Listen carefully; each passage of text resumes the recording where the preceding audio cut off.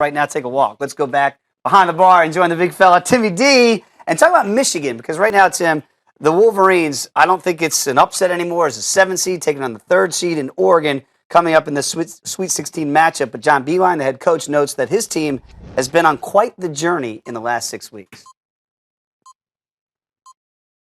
Our guys have had quite a wild ride here in the last 6 weeks, where we had lost to Ohio State at home February 4th, and it was lower than low at that point for us to lose a home game to a rival, but ever since then our kids sort of put their back to the wall and have played really good basketball. There's been 2 losses.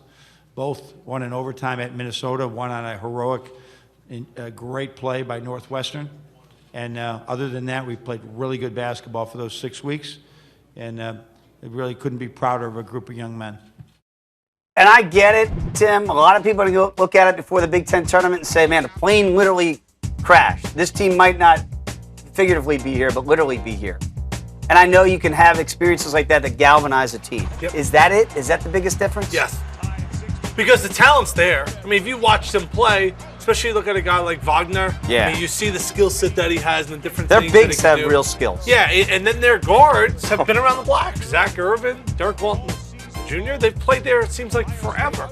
So you have skill, you have experience. There was no reason this team wasn't one of the top teams in a Big Ten that we thought was down until now you look at the Sweet 16. Maybe not. But I thought that moment brought this team together. Adversity is a funny thing. It goes in 2 different directions. I think real people with real character respond best to when things get tough. No doubt. And I thought that moment was as tough as it gets for a team, and I thought it brought that team together, that they started to realize all of this potential. Like, wow, if we just put our best foot forward, if we just do a little couple of extra things. And I thought the layoff between winning a Big Ten Conference Tournament championship to their game against Oklahoma State was going to be the difference. And it might have been, but what happened in that game was they played great. They did. They They could shut have the missed a lights shot. out. They could have missed a shot in the second half. Same thing against Louisville in the second half. They were a little bit cold in the first half, but what we saw in the entire game against Okie State, they did in the second half against Louisville, and you're not supposed to do that against the Louisvilles of the world. Yeah, they've just figured out ways to win, and it's great. I think as an athlete,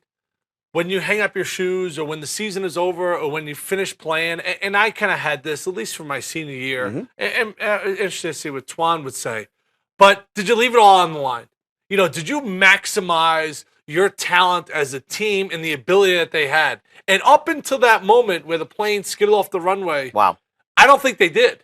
And then from that moment on, they've pushed their chips all in and they've maximized their ability. Because all you can do as an athlete is work as hard as you can and leave it all out on the line. And then the chips will fall where they may. And then when you walk away or step out of the ring for the last time or not swing at another pitch, did you leave it all out there? And I think this Michigan team wasn't doing that until that moment.